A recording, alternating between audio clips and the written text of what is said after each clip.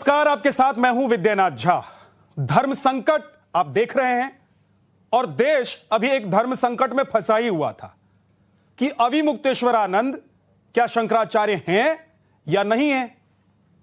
एक और धर्म संकट को लेकर देश भर में चर्चा हो रही है और वो धर्म संकट है किन्नर अखाड़े के शंकराचार्य और उनका बनाया हुआ पीठ। इसको लेकर देश भर में चर्चा चल रही है, विवाद हो रहा है। सनातनी परंपरा में शंकराचार्य का पद सर्वोच्च पद होता है। इसमें सुचिता से लेकर परंपरा तक का ध्यान रखा जाता है, यानी कि इस पद पर बैठा हुआ व्यक्ति आदर्श होता है। लेकिन क्या इस पद की जो गरिमा है उसको ठेस पहुंचाया जा रहा है? इस पद की गरिमा का ध्यान नहीं रखा जा रहा है। और सबसे बड़ी बात यह कि अगर आदि गुरु शंकराचार्य ने 4 पीठों की स्थापना की तो क्या कोई भी कहीं भी अपने मन के मुताबिक किसी और पीठ की स्थापना कर सकता है और स्वयं को शंकराचार्य घोषित कर सकता है? आज इसी पर हम बात करने वाले हैं और इस धर्म संकट से हम निकलने की कोशिश भी करेंगे।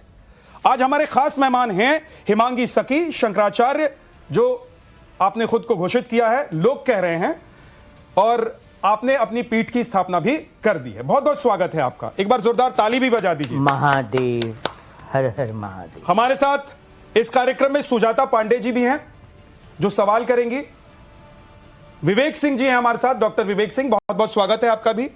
वरुण सिंह जी भी हमारे साथ हैं जो हिमांगी सखी जी से सवाल करेंगे, जो सवाल देश भर के लोग कर रहे हैं और जिनका जवाब जानना चाह रहे हैं। सबसे पहले मेरा सवाल तो यह है कि देश इस धर्म संकट में है, हिमांगी सखी जी, कि क्या आप शंकराचार्य हैं? आप कैसे शंकराचार्य बन सकती हैं? आप कैसे किसी पीठ की स्थापना कर सकती हैं?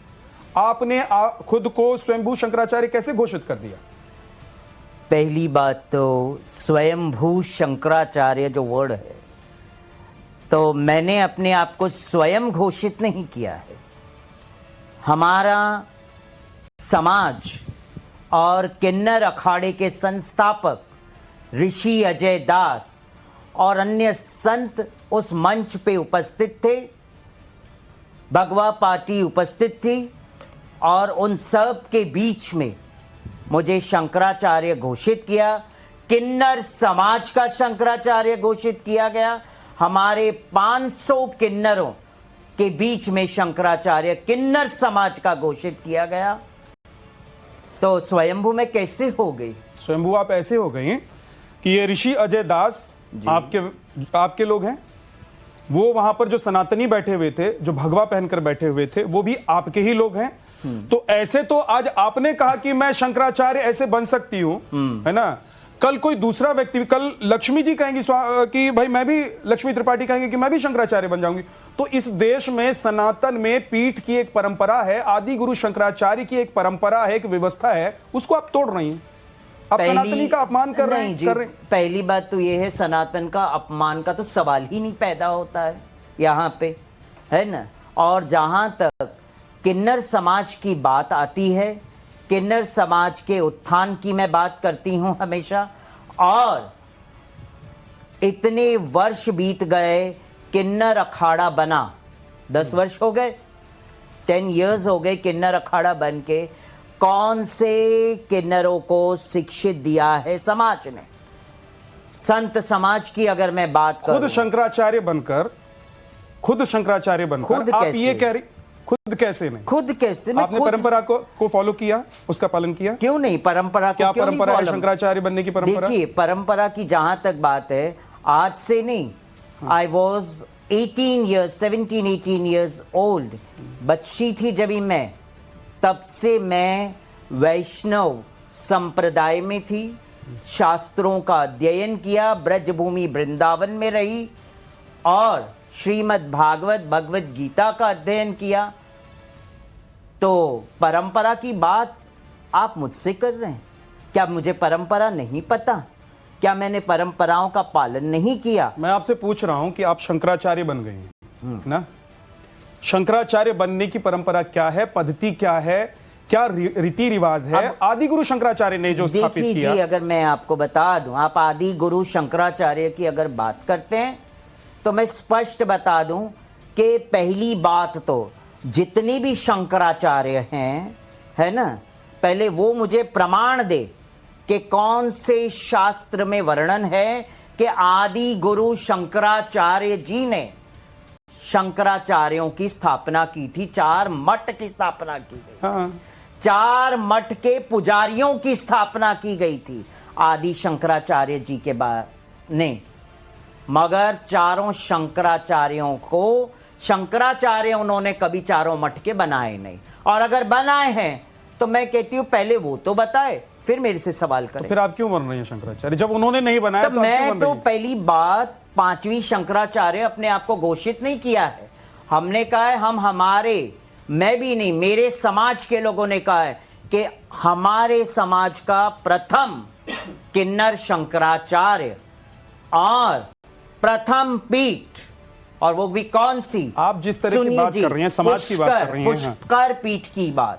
ब्रह्मा जी की हम संतान हैं, ब्रह्मा जी ने उत्पन्न किया, ब्रह्मा जी ने हमें नाम दिया किन्नरः, और जब किन्नरों की उत्पत्ति हुई तो मंगलाचरण गान करते हुए किन्नरों की उत्पत्ति हुई। यह आपके धर्म संकट के शो में मैं कह रही हूं आपको। और ये भी बता दूं कि मंगलाचरण का जब गान हुआ तो उस वक्त किन्नर सबसे पहला जीव वो किन्नर था और है और रहेगा। जब आदि गुरु शंकराचार्य और सुनिए ना, पूरी बात सुन लीजिए। क्या है कि मंगलाचरण जब गान हुआ तो किन्नरों ने स्तुति की भगवान की, है ना, नारायणम नमस्कृत्यम नरम चैव नरोत्तमम देवीं सरस्वतीं व्यासं तथो जाय मुदीरये नष्ट प्राय सुभद्रेषु नित्यं भागवतं सेवयाम भगवती उत्तम श्लोकेर भक्तिर्भवतीं न इष्ट की।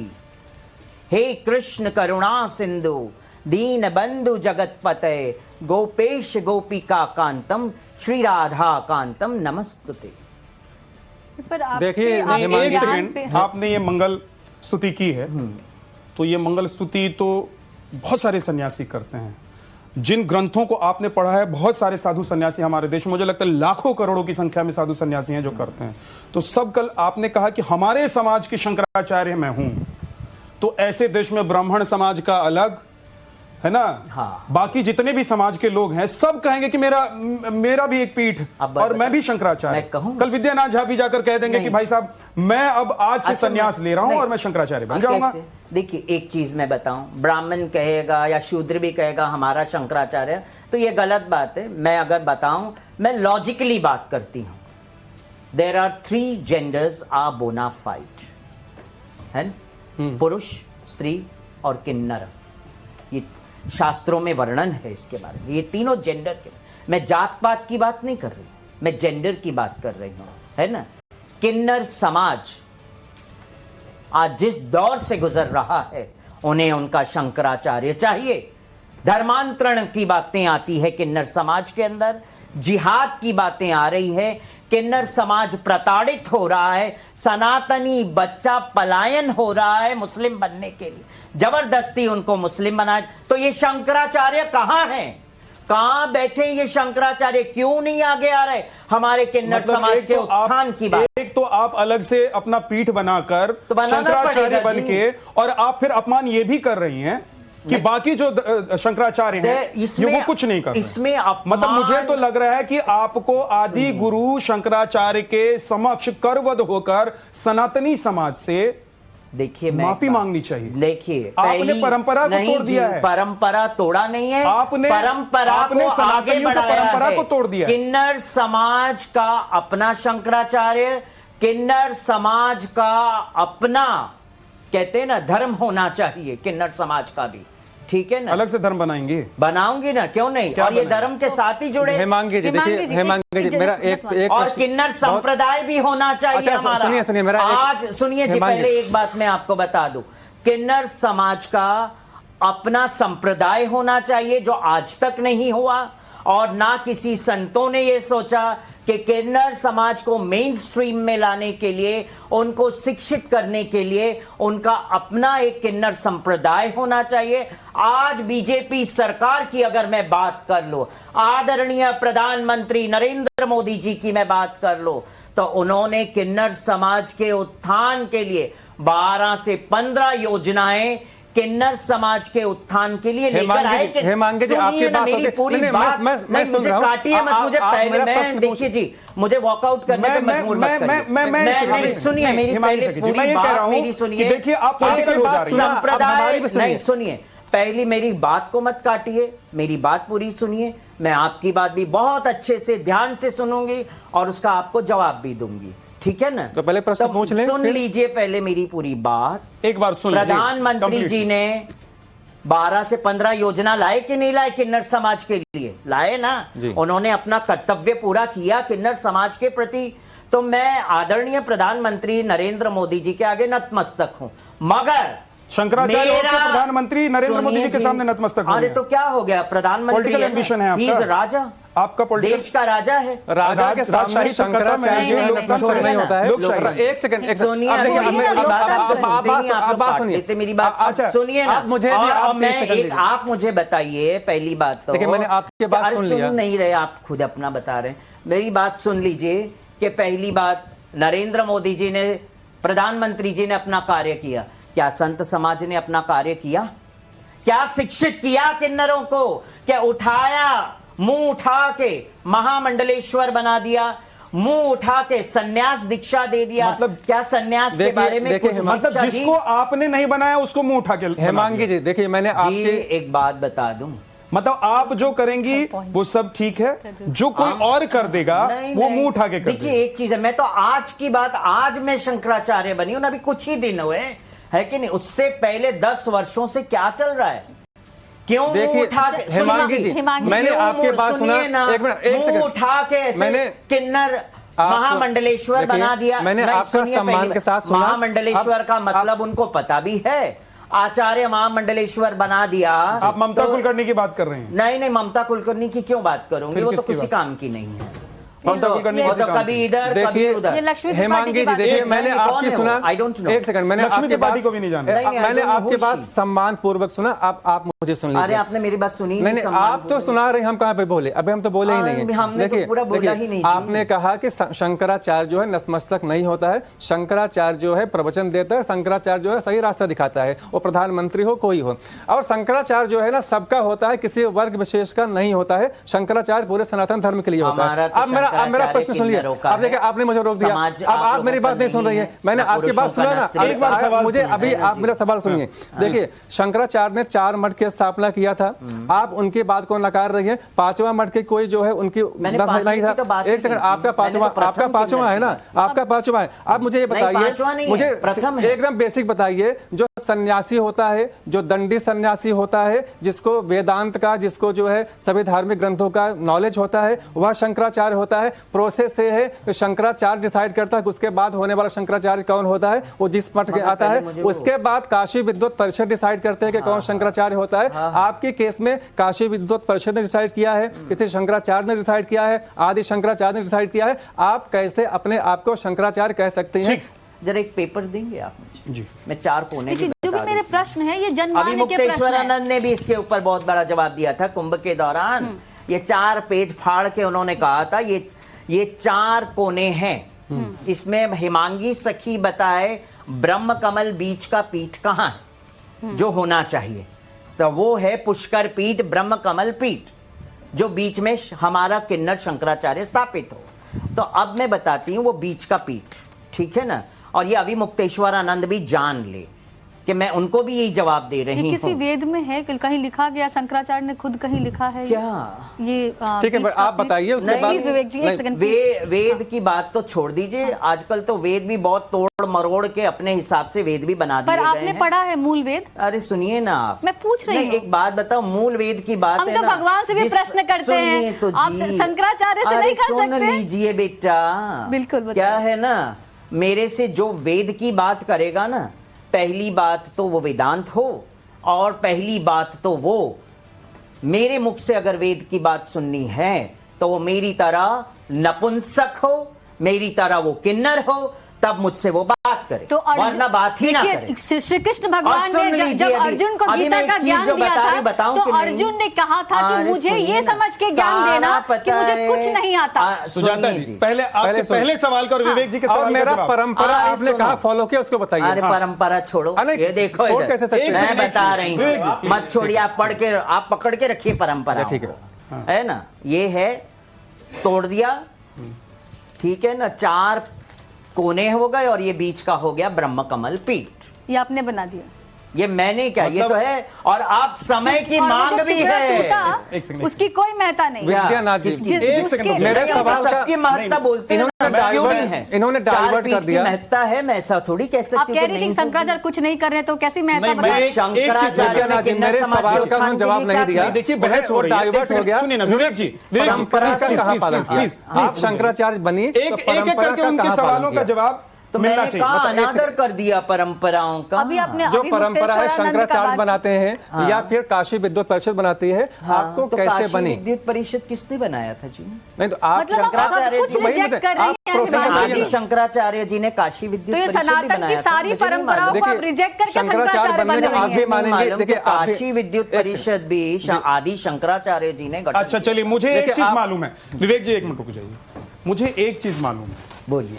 मैं पत्रकार हूं, आप लोगों की तरह धर्माचार्य नहीं डाइवर्ट हो हूं, गया। मैंने ग्रंथों को नहीं पढ़ा है। अरे पत्रकारों ने जितना ग्रंथ पढ़ा होगा ना, उतना तो ये लेकिन भगवानधारियों ने भी नहीं मेरा पढ़ा। एक यक्ष प्रश्न है कि मतलब जो बात आदि गुरु शंकराचार्य नहीं समझ पाए, है ना, जिन बातों का जिक्र, जिन चीजों का जिक्र किसी वेद ग्रंथ और उपनिषदों में नहीं मिलता है, उसका ज्ञान आपको कैसे हुआ? और जो आप ये बता रही हैं कि अभिमुक्तेश्वरानंद जो खुद इस वक्त विवादों में हैं, जिनके ऊपर अब एफआईआर होनी है, ऐसे ही शंकराचार्य चाहिए इन लोगों को। नहीं तो उन्हीं को, ऐसे ही शंकराचार्य उन्हीं की लोगों को बातों के चाहिए। जरिए आप ये बता रही हैं कि देखिए ये कमल पीठ होना चाहिए। हाँ, तो होना चाहिए ना। तो कैसे ये आदि गुरु शंकराचार्य नहीं जानते थे कमल पीठ होना चाहिए? हाँ, क्योंकि नहीं वो जानते 32 थे। वर्ष मतलब की आयु में आप तो आदि चल गुरु पड़े थे। शंकराचार्य से भी बड़ी हैं। तो क्या आप देखिए, उनसे बड़ी हैं? 32 वर्ष की आयु में आप भी जानते हैं, हम भी जानते हैं, आदि शंकराचार्य जी ने अपना स्वर्ग चले गए थे कि नहीं गए थे? शरीर छोड़ा था कि नहीं छोड़ा था? उस कम उम्र की आयु में आदि शंकराचार्य जी चले गए। मगर एक चीज और बता दो, अगर शायद उनकी उम्र लंबी होती और पीठों का निर्माण करते फिर तो, है ना, और मतलब मठ के जब वो पुजारियों सोच रहे का होंगे, निर्माण होता। 32 सालों में देखिए, उन्होंने 32 नहीं, सालों में तर्कहीन बात है। 320 साल का काम किया है। आप बिल्कुल। देखिए, आदि शंकराचार्य पे मत करिए, या तो आप ये बताइए कि आप सनातन उनसे ज्यादा परंपरा का जानती हम हैं। अपमान आप बताइए समझते क्या हैं। आप गलत उनसे बात है, ज्यादा आप बार जानती बार अपमान कहती हैं। क्योंकि आप सनातन धर्म का शंकराचार्य को कहां नहीं मान रही, ये मैंने चार पीठों कौन को सा नहीं मान- सनातन धर्म के अभी अंदर आपने रह कहा के कि 32 साल गलत में कार्य उनकी किए, इतनी ये मुझे बुद्धि नहीं बताएं। थी, इतना विवेक नहीं था कि उन्होंने 5वें पीठ का ये परंपरा का विवेक ऐसा अपमान नहीं है। है, मतलब हम ये मान लेते हैं, मैं सुजाता विवेक की सुजाता बात नहीं सुजाता करती, सुजाता ये एक गलत मिनट बात वरुण है। आपने ये वरुण कहा। जी, एक आदि सेकंड। शंकराचार्य जी के विवेक की बात मैं नहीं आपने कहा करूंगी, 32 मगर साल आप की ये जो छोटी कर रहे आयु हैं में ये चले गलत गए। बात कर रहे हैं। 320 आप साल का कैसे- कार्य मैंने विवेक किया, की बात नहीं की। गलत नहीं। चारों पीठों की सुजाता, स्थापना की सुजाता, पूरे सुजाता, देश- सुजाता जी, भारत प्लीज। को एक छोर में बांधा उस 32 साल की आयु में। हाँ, तो मैं कहाँ मना कर मैं रही हूँ? सनातनी हूँ और मैं कहाँ मना प्रैक्टिसिंग कर हिंदू रही हूँ। मैं किसी भी शंकराचार्य जो स्वघोषित मैं हो, कहाँ पूरे मना कर सम्मान के साथ रही कहूंगी, हूँ? आप ऐसे शब्दों का प्रयोग मत तो कीजिए। चली जाती हूँ मैं, आप बैठ जाइए, मैं आप चली बिल्कुल- जाती हूँ। उन्होंने इंसल्ट कहा। हमने बिल्कुल किया, कहा कि 32 साल इंसल्ट, में आपको तो इंसल्ट ही लगता है उनकी जी। बुद्धि सुनिए, इतनी विवेक नहीं, नहीं था कि वो सिट, चुप कर पा रहे सुनिए, थे। सुजाता जी, आपको एक अगर से- इतना इंसल्ट लगता है तो आप कर लीजिए। नहीं, आई एम नहीं, गोइंग। नहीं, आप नहीं, बात- नहीं, आप- सिट, आप- आप आप शंकराचार्य कैसे हो आप सकती हैं बहुत जब- बड़ी जब पुजारी वाद हैं, विवाद आप भी नहीं सहन कर बहुत सकती बड़ी माता। ज्ञानी No, हैं। that is not how मैं it should be. ऐसे ज्ञानी के सामने तो बैठ ही नहीं सकती। देखिए आप बैठिए। देखिए रावण भी शंकराचार्य सुन लीजिए, मैं तो आपसे रावण भी नतमस्तक हूँ। सुन लीजिए, रावण भी महाज्ञानी पंडित था, जब मगर लक्ष्मण एक गलती ने रावण का पतन हुआ। लेकिन हुआ जब कि नहीं हुआ? जब वो मृत्यु ओके, था, महाज्ञानी पंडित अगर शंकराचार्य की बात आती है, अगर शंकराचार्य की बात आती है तो वो महाज्ञानी पंडित मैं मानती। चलो तो आप बैठ जाइए। बैठिए बैठिए। नहीं नहीं नहीं, अब मैं बैठूंगी नहीं। हम तो तुच्छ हैं, बिल्कुल हम तो गिरे हुए जीव हैं भाई। आप बहुत बड़े महाज्ञानी पंडित हैं, रावण की तरह। अगर सुन लीजिए, आपको मैं बता देती सम्मान के साथ आप बैठ जाइए, फिर बात करिए। आप बैठिए। आप जो बोली है मुझे बड़ा बुरा लगा इस बात का, और ये नहीं, आपको तो बुरा लगेगा ही, क्योंकि आप तो हमारा उतारने आए हैं यहाँ पे। हमारा काम है। अब एक चीज मैं कहूंगा, मैं एक चीज कहूंगा, यहाँ पे एक चीज मैं कहूंगा, अपने सभी मेहमानों से कहूंगा, लॉजिकली बात है। जो समाज को मैं धर्म के साथ जोड़ना चाहती हूँ, किन्नर समाज को धर्म के साथ जोड़ना चाहती हूँ, उसके लिए पद की आवश्यकता होती है। हाँ। और सुनिए, और आज की डेट में अब मैं ये मुंह खोलने पे मजबूर कर रहे हैं ना, तो मैं मुंह खोल ही देती हूं। फिर बाद में बोलना नहीं चाहती थी, मगर देवी जी आपने बहुत मजबूर कर दिया मुझे बोलने पे, कि आज अगर मेरे पास पैसा होता ना, करोड़ों रुपया, 1 करोड़ में जगत गुरु का पद बिकता है, 50 लाख में। आप ये कह रही हूं, चैनल के कैमरा के सामने कह रही हूं, 50 लाख में महामंडलेश्वर का पद बिकता है। हाँ बिल्कुल। एक सेकंड बोलिएगा मत, प्लीज बोलिएगा मत, उनको कंप्लीट दीजिए, बोलने दीजिए। 50 लाख में महामंडलेश्वर का पद बिकता है जी, ठीक है, खुलेआम हो रहा है ये बात। आपने कितने में महामंडलेश्वर का पद खरीदा और जगत गुरु का पद खरीदा? सुन लीजिए, आपने पहली बात तो मेरे पास जेब में पैसा नहीं है। हाँ। और मैं ना खरीदने के तो उसमें विश्वास नहीं। आप कैसे महामंडलेश्वर बनी, आप कैसे जगत गुरु बनी, और आज आप शंकराचार्य बनकर बैठी? सुन लीजिए, आप जब मेरे ऊपर अभी इस तरह की बात कर रहे हैं ना कि मैं कैसे बनी हूं, तो सुन लीजिए, आपको मैं बता दूं। आपने सवाल खड़ा किया, मैंने सवाल खड़ा आपने सनातनियों के पद को बिकानो बता दिया, मुझे मजबूर किया गया सवाल खड़ा करने के लिए। सुन लीजिए, मेरी पूरी बात सुन लीजिए, है ना। मुझे जब महामंडलेश्वर का पद दिया ना, तो गौरी शंकर महाराज सबसे पहले नेपाल का अखाड़ा है, अखाड़े का नाम तो मैं भूल गई हूं, मगर नेपाल का अखाड़ा है। गौरी शंकर महाराज ने मुझे कुंभ के दौरान, जब मेरे ख्याल से अर्ध कुंभ था, तभी मुझे उन्होंने महामंडलेश्वर का पद दिया था अपने अखाड़े। कितने पैसों में दिया? Nothing, not one single penny. आपको मिला तो मैं प्रूफ दूं क्या आपको? तो आप इस चीज का प्रूफ दीजिए, आप इस चीज का प्रूफ दीजिए कि ये पद बिकते हैं, क्योंकि ये पूरी सनातन का अपमान है। नहीं जी, कोई सनातन के पदों का अपमान है। मुंह खोलने पे मुझे मजबूर किया, नहीं तो मैं बोलना ही नहीं। आप प्रूफ दीजिए, नहीं आप प्रूफ दीजिए, प्रूफ दीजिए ना। आपके आपने जैसे खुलकर बोला है, मैं कह रहा हूं आपने जैसे खुलकर बोला है, आपको पता है कि कितना पैसा कौन, मुझे नहीं पता है, मुझे नहीं पता है मांगी जी, ये कैसे हो सकता है? नहीं, मैं प्लीज मैं ये कह रहा हूं कि ये कैसे हो सकता है कि आपको सब कुछ फ्री में मिल रहा है आज, देखिए, और अगर कोई दूसरा जा रहा है तो उसको 50 लाख हमको फ्री में इसलिए मिल रहा है कि अखाड़े को मान्यता नहीं है, इसीलिए हमको फ्री। तो जिस अखाड़े की मान्यता नहीं है उस अखाड़े का शंकराचार्य हो गया।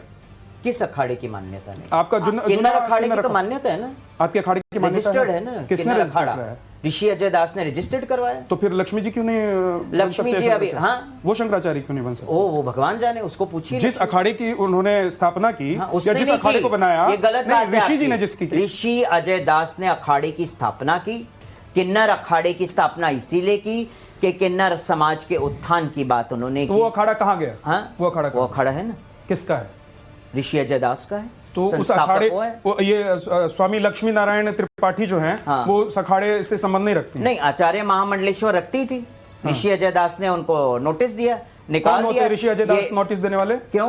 संस्थापक है ऋषि अजय दास। जिसने संस्था बनाई, बात कर रहे हैं? नहीं, जिसने संस्था बनाई, आप पहली बात तो संस्थापक क्यों नहीं निकाल सकता? He is a founder. वो किसी दुकान को फाउंड नहीं कर रहे थे, वो किसी इंडस्ट्री को फाउंड नहीं कर रहे थे। जब कोई एक सनातनी व्यवस्था के फाउंडर वो बनने जा रहे थे। सुनिए, पहली बात तो अगर आचार्य गलत रास्ते पे चला जाएगा, पद भ्रष्ट हो जाएगा, तो निकाला नहीं जाएगा। बताइए ना, जरा खुलकर बताइए। जब आज आप इतना खुलकर बता रही हैं 50 लाख 1 करोड़, मतलब आपने तो सनातन समाज की धज्जियां उड़ा दी। आप कह रही हैं कि शंकराचार्य बनकर आप सनातन समाज से किन्नरों को जोड़ेंगे। आपने धज्जी उड़ा दी। नहीं, धज्जियां क्या उड़ा दी? हकीकत बोलने में धज्जियां उड़ा दी। धर्म संकट सुनने के बाद पूरा देश धर्म संकट में होगा। मतलब कि किसी संत सन्यासी को जाकर प्रणाम करें, उससे पहले सोचे कि इसकी जेब में कितना पैसा है। हाँ, तो एक बात बताओ, क्या आपको नहीं पता ये सब हो रहा है? नहीं, किसी को नहीं पता है, आपको पता है और आप दुनिया को पता है, किसको नहीं पता? मेरे से आप बोलते हैं ना एविडेंस, मुझसे स्वयं मांग की गई जगत गुरु के पद के लिए 1 करोड़ रुपए। मैं नाम नहीं लूंगा, नहीं लीजिए, आपको लेना पड़ेगा। कभी भी पूरी जानकारी देनी चाहिए, कभी भी पूरी जानकारी देनी चाहिए। आप इतनी देर से कह रहे हो कि सनातन का अपमान हो गया, सनातन ने धज्जियां उड़ा। देखिए, पहला चीज तो हमें यह समझना चाहिए कि उन्होंने जो चीजें कही वो उनके एलिगेशंस हैं। आप उससे वाकिफ रखते हो या नहीं रखते हो वो अलग चीज है। सनातन इतना छोटा नहीं है कि कोई भी किसी के बोलने से उसकी धज्जियां उड़ जाए। पहले चीज तो हमें भी, हम किस सब शब्द का उपयोग कर रहे हैं वो हमें भी सोचना चाहिए। सनातन बहुत बड़ा है कि उसके एक सेकंड बहुत देर I have a question to ask, please. मैं यहां पर इसलिए आया हूं, नहीं, आप उनसे सवाल कीजिए, आपके मन में और भी कोई सवाल है तो कीजिए, लेकिन एक बात पहले एक सेकंड मुझे ये बता दीजिए, ये शंकराचार्य बनी है, इन्होंने एक पीठ की स्थापना की है, आपके हिसाब से ठीक है? आइए मुद्दे पर आप चलिए, मैं वही चाहता हूं मुद्दे पे एक बार सवाल। हिमांगी जी, ठीक है, मैं तो सबसे पहले आपको बधाई देना चाहता हूं, क्योंकि मैं जिस सनातन को मानता हूं वहां पे परिवर्तन ही नियम है। और आपने जो समाज, आपने जो भी उपाधि ली है, मुझे उससे कोई दिक्कत नहीं है, क्योंकि मुझे उपाधियों में कोई इंटरेस्ट ना रहा और ना ही यहां पे अधिकांश जो हिंदू हैं उन्हें है। आपने एक बहुत अच्छा समाज बनाया। अधिकांश मत करिए, आप अपनी बात करिए, अधिकांश मत करिए, हमें तो दिक्कत है। आपको होगी दिक्कत, मैं नहीं मना कर रहा हूं, मुझे दिक्कत नहीं है, मुझे है। हाँ है, जिनको है यहाँ पे मेजॉरिटी को दिक्कत होगी। मेरा सवाल आपको बहुत सिंपल है, आप एक समाज के लिए काम करना चाहती हैं, बहुत बढ़िया, आप बहुत कुछ करना चाहती हैं, बहुत बढ़िया, पर आपके अंदर से जब आप बात करती हैं ना, तो ऐसा लगता है कि कोई बहुत गर्व वाला इंसान है जो बहुत प्राइड लेकर बैठा हुआ है।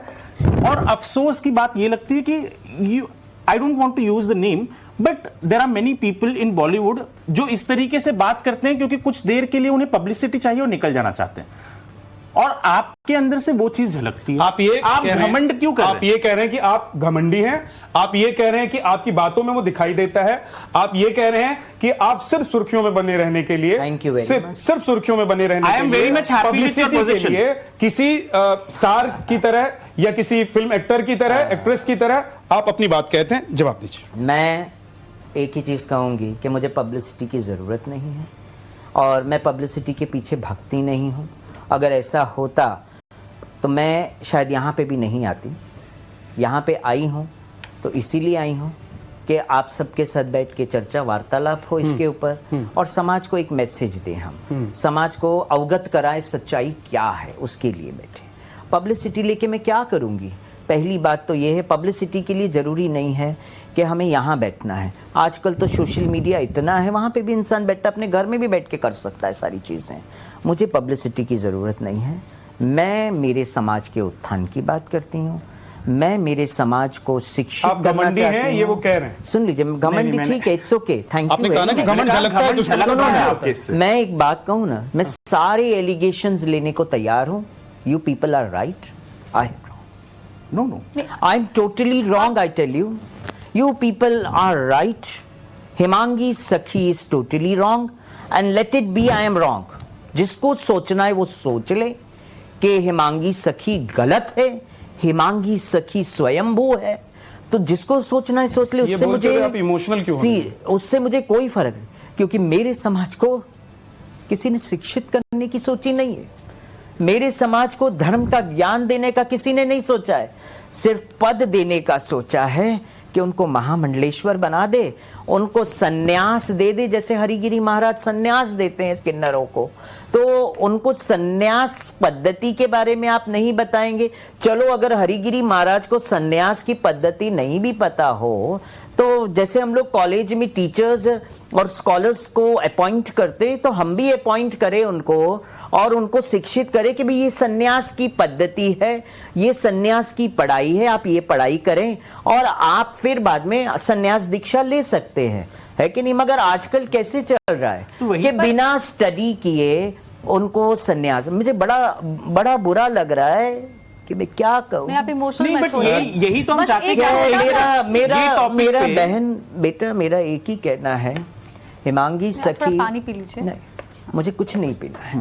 मेरा यही कहना है कि मेरा समाज नहीं, आप प्लीज हम शंकराचार्यों से बहुत संयम की मेरा समाज आज जितना दुखी है वो मैं ही जानती हूँ, आप लोग नहीं जानते। तो फिर आप ये क्यों कह रही हैं कि अगर ये विवाद खत्म नहीं हुआ तो मैं शंकराचार्य का पद छोड़ दूंगी? क्या इतनी ज्यादा है, मतलब कि अगर आपके ईगो सेटिस्फाई नहीं हुआ, ये नहीं हुआ, अगर आप इमोशनल हो गई, लोग कड़े सवाल पूछ रहे हैं, तो आप छोड़ देंगी उस पद? मैं क्यों छोड़ूंगी? आपने खुद कहा है कि अगर ये विवाद खत्म नहीं हुआ, नहीं कही, मैंने पद छोड़ने की बात ही नहीं कही है। मैंने ये कहा है कि मेरा समाज को मैं धर्म का ज्ञान दिलवाना चाहती हूँ, और आज अगर पद पे मुझे बिठाया है, हमारे समाज ने बिठाया है। आपका समाज कहाँ बिठा रहा है आपको? है ना, वीडियो आपके ही समाज से आपका विरोध हो रहा है? नहीं, मेरे समाज से ऐसे तथाकथित लोग विरोध कर रहे हैं। जो लोग हमारे साथ थे शंकराचार्य पद देने के समय में, देयर वाज 500 किन्नरास ऑन द स्टेज, और मंच देश में कितनी संख्या है? सुनिए ना, होने दो ना, संख्या तो बहुत है। आने वाले टाइम में आपको मैं ये भी बता दूं, पूरा विश्व का हमारा किन्नर बच्चा हमारे साथ आपको दिखेगा, और इसी धर्म संकट के इसी मंच पे आपको दिखेगा, आप ही के सामने, और आप ही रहेंगे उस वक्त, और आप ही ये सारे क्वेश्चंस पूछेंगे और आंसर हम देंगे और हमारा समाज। हेमांगी जी, बड़ा अच्छी बात हो रही है। मगर मैं एक ही चीज जानती हूँ कि मैं चाहती हूँ कैसे न कैसे करके मेरे किन्नरों का एक संप्रदाय हो। अन्य संप्रदाय भी है, क्यों नहीं है? अपना वो क्या उसे कहते, व्हाइट कपड़े पहनते, उनका भी तो संप्रदाय है ना, ब्रह्म कुमारी है ना संप्रदाय। क्यों उनके ऊपर उंगली आक्षेप नहीं उठाता है समाज? बड़ी अच्छी बात हो रही है। सुनिए मेरी, मेरा मन बीच में मत काटिए विवेक जी, बीच में। मेरा मन बहुत दुखी है, और दुखी ना करें मुझे, ठीक है ना? नहीं, आप दुखी हम उपदेवताओं में आते हैं, हम किन्नर हैं, हम उपदेवताओं में आते हैं, है कि नहीं? और अर्धनारेश्वर शिव और शक्ति का स्वरूप हमें माना जाता है कि? और हम देव योनि में आते हैं, मनुष्य योनि में नहीं आते हैं, है ना? उपदेवताओं में आते, 33 कोटि देवी देवताओं की उच्च श्रेणी में किन्नर आते हैं।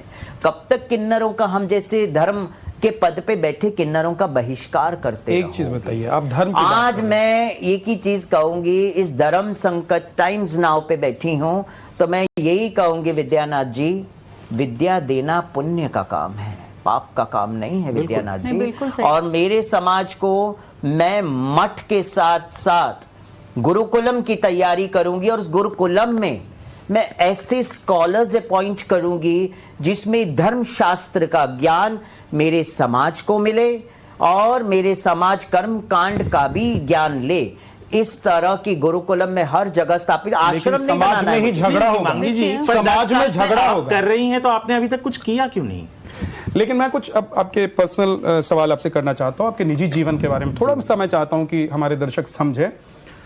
आज आप शंकराचार्य बन गई हैं या उस पद पर बैठ गई हैं, तो लोग कह रहे हैं शंकराचार्य केशवम बादरायण, मतलब भी समझाइए।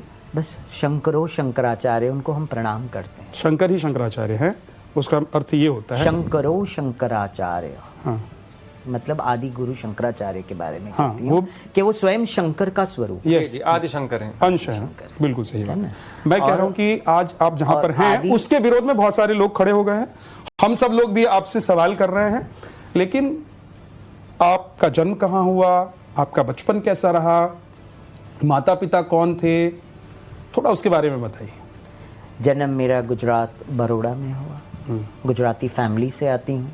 मम्मी मेरी पंजाबी, पापा मेरे गुजराती थे, और मुंबई लेकर आए। जन्म के बाद मुझे यहाँ मुंबई में रहे।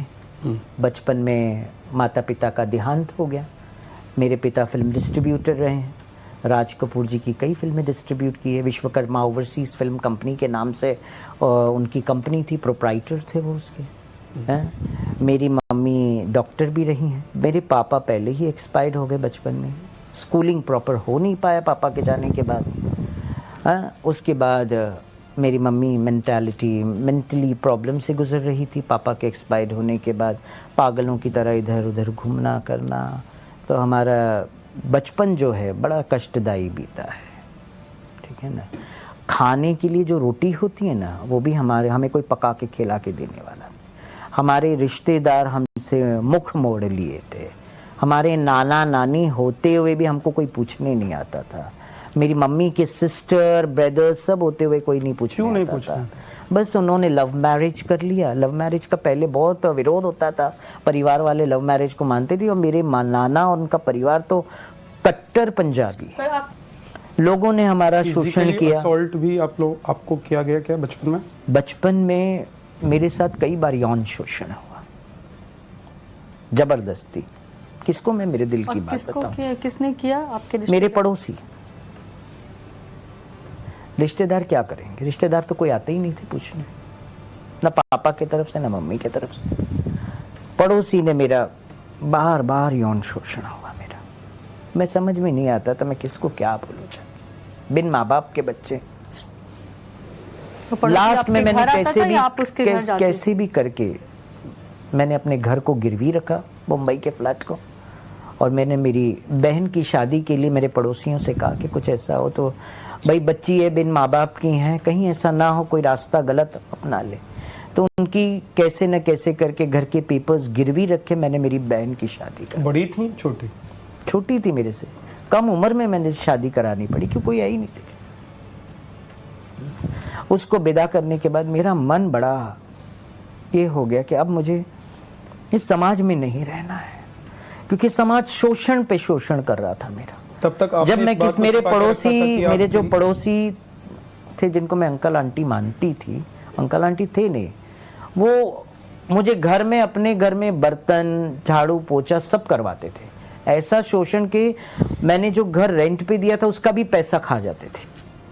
इतना सब कुछ हुआ मेरे साथ। एक बार उन्होंने भरी बरसात में, 7 जुलाई की बात है, जब मैंने कहा मुझे पैसे की जरूरत है, मेरे घर में सील लगने वाला है बीएमसी का, नगर पालिका का, टैक्स नहीं पे किया उसकी, तो पैसे मांगना सबसे बड़ा गुनाह होता है। कहते हैं दे दिया तो भूल जाओ, फिर मांगो मत। मांगा तो उन्होंने मेरे कपड़े सब उठा के बाहर फेंक दिए, जाओ तुम। उस भरी बरसात में मैं जिसके यहाँ शरणागत ली, एक ओल्ड एज आदमी, उसने भी मेरा शोषण कर लिया रात में। दिन उठते उठते मैंने हाथ जोड़ लिया, मैंने कहा अब ये समाज से मुझे दूर होकर सिर्फ भगवान का नाम लेना है। तब मैं मीरा रोड इस्कॉन में जाती रहती थी, मंगलाचरण वगैरह अटेंड करती थी।